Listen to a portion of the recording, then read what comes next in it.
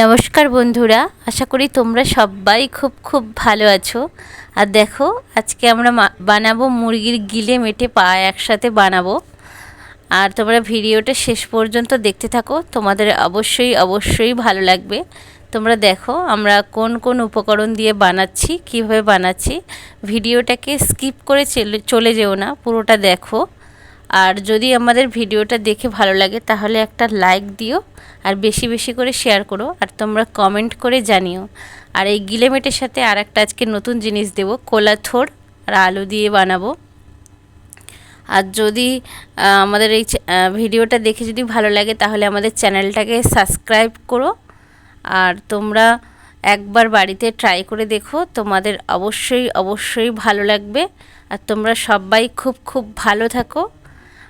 Tata বন্ধুরা, আবার দেখা হবে পরবর্তী ভিডিওতে।